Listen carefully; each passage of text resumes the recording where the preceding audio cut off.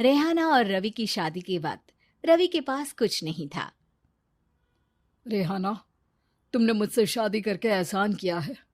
मुझसे ज्यादा तो तुम कमाती हो। अरे तो क्या हुआ, एक दिन आएगा रवि कि तुम खूब पैसा कमाओगे। मुझे तुम पर पूरा विश्वास है। रवि और रेहाना खुद को स्टैंड करने के लिए पूरी मेहनत करते। रेहाना, मैं नौकरी नहीं करना चाहता हूँ। तो कोई बात नहीं, मैं नौकरी करके घर चलाती हूँ, तुम बिजनेस सेट करने की कोशिश करो। एक दिन रेहाना, तुम जानती हो, मैंने जो विज्ञापन बनाने वाली कंपनी खोली थी ना, उसे बड़ी ब्रांड का ऑफर आया है। अब हम लोगों के दिन ब्यारे न्यारे हो गए हैं। मैं जानती थी रवि कि एक दिन तुम सेटल हो जाओगे। रवि का काम अच्छा चल जाता है। एक दिन वो रेहाना से कहता है, रेहाना, अब हम लोगों का बच्चा भी हो गया है। बहुत छोटा है वो। उसका ख्याल कैसे रखेंगे हम? कैसे क्या, मैं गांव से माँ को लेकर आ जाती हूँ। नौकरी से हाफ डे ले लिया करूंगी। अभी तो वो छोटा है, स्कूल जाने तक मैं मैनेज कर लूंगी। देखो रेहाना, मैं अब अच्छा कमा रहा हूँ। तुमको नौकरी करके परेशान होने की कोई जरूरत नहीं है। अरे कैसी बात कर रहे हैं, मैं अपनी लगी लगाई नौकरी कैसे छोड़ दूं? और मैंने तो सुना है हम लोगों को कुछ ही महीनों में सरकारी नौकरी मिल जाएगी। सरकारी नौकरी में कितना कमा लोगी? उतने में तो मैं ड्राइवर रख लूंगा। रेहाना को रवि की बात का थोड़ा बुरा तो लगता है। कम से कम मेरी नौकरी की इतनी बेइज्जती मत करो। भूल गए, इसी नौकरी के बदौलत तुमने अपना बिजनेस खड़ा किया है। अरे वो तो मैं किसी के भरोसे भी कर लेता। देखो, अपने बच्चे को संभालो, घर का काम करो। अब बाहर जाती तुम अच्छी नहीं लगती हो। रेहाना रवि के कहने पर नौकरी तो छोड़ देती है, लेकिन अब बड़े से घर में उसकी कीमत किसी नौकर से कम नहीं होती। एक दिन रवि का दोस्त आता है। भाभी, हम लोग तो आपको तब से जानते हैं जब से आप लोग शादी होकर इस शहर में आए थे। आपकी बदौलत ही सारा बिजनेस खड़ा हुआ है। ये किस्मत तो आप ही की है भाभी। हाँ हाँ भाई, हमारी मेहनत तो कुछ है ही नहीं। अरे होगी, लेकिन भाभी की किस्मत के आगे कुछ नहीं। दोस्त वहां से चला जाता है, लेकिन रवि का गुस्सा सातवें आसमान में होता है। देखा कैसे बोल रहा था? अरे बिल्कुल अच्छा आदमी नहीं है ये। कैसी बात कर रहे हैं आप? प्रशांत भैया तो बहुत अच्छे इंसान है रवि। कैसे उन्होंने हमारे मुश्किल वक्त में हमारा साथ दिया था। अरे था पैसा तो साथ दिया, नहीं तो कौन पूछता है?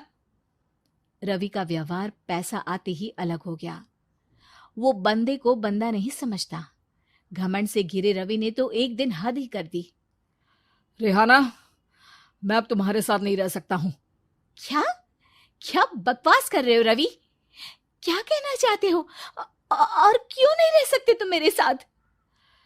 देखो, मुझे कोई और पसंद है, और उसने साथ रहने पर बस यही शर्त रखी है कि मुझे तुम्हें तलाक देना होगा। रेहाना, जो कि एक स्वावलंबी महिला थी, उसने बिना देर किए रवि को कह दिया, कोई इश्यू नहीं, मुझे पैकिंग में 4 दिन का वक्त लगेगा, लेकिन तब तक मैं तुम्हारे साथ नहीं रहूंगी। 4 दिन के लिए तुम कहीं और शिफ्ट हो जाओ, मैं घर से निकलूंगी तो बता दूंगी। रवि घर छोड़कर चला जाता है। रेहाना को दुख होता है, वो रोती है, लेकिन व्यवहार से स्ट्रांग रेहाना को पति के वापस आने का और उसे सबक सिखाने का पूरा भरोसा था। फिर एक दिन, अरे शुशिका, कब शादी करोगे तुम मुझसे? यार मैंने तो सोचा था तुम शादी से पहले मुझे विदेश लेकर जाओगे, महंगी कार दिलाओगे। अरे सब दिला दूंगा, लेकिन पहले मुझसे शादी तो कर लो। हाँ हाँ, क्यों नहीं।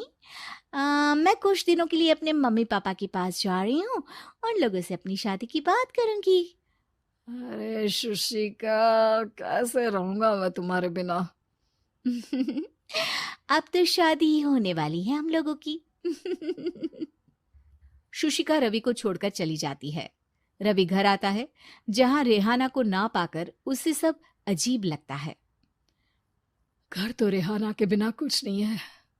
बच्चे की याद भी आ रही है। चलो एक वीडियो कॉल कर लेता हूँ। रवि रेहाना को वीडियो कॉल करता है, लेकिन रेहाना फोन नहीं उठाती। रात को सोते वक्त मन कर रहा है मुन्ने को गले लगा लूं। चलो कोई ना, शुशिका से शादी के बाद मेरे और भी बच्चे होंगे। अगले दिन रवि ऑफिस जाता है, जहां टीना खड़ी होती है। सर, आपने अपने नए ऐड की मॉडल की रिक्वायरमेंट डाली थी ना, मैं उसी के लिए आई हूँ। रवि टीना को देखकर खुश हो जाता है। अब शादी हो गई है तुम्हारी? नहीं सर, बस अच्छा सा हैंडसम और अमीर लड़का देख रहे हैं मेरे मम्मी पापा।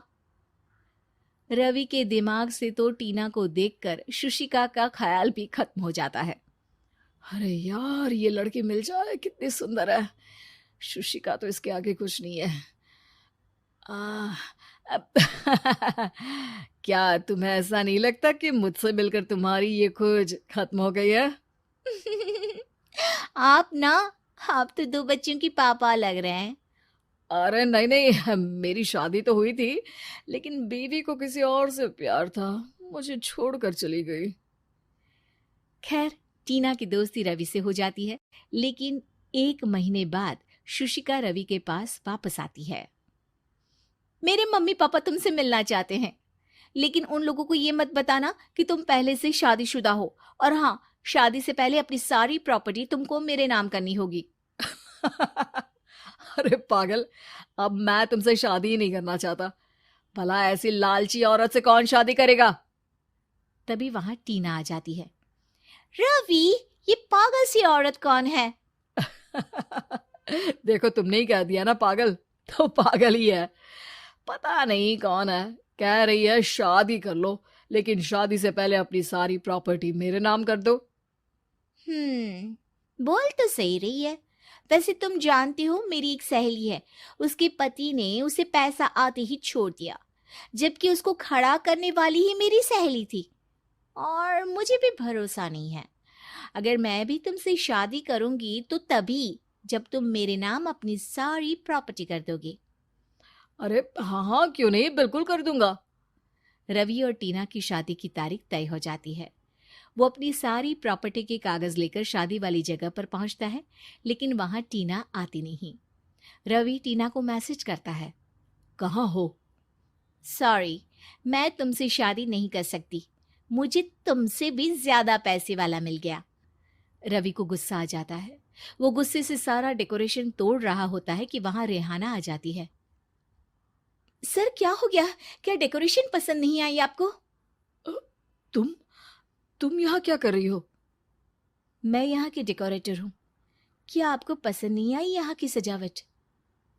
रवि दौड़कर रेहाना के गले लग जाता है। मुझे माफ कर दो रेहाना। रवि रेहाना के गले लग जाता है और रेहाना टीना को थैंक्स का मैसेज करती है।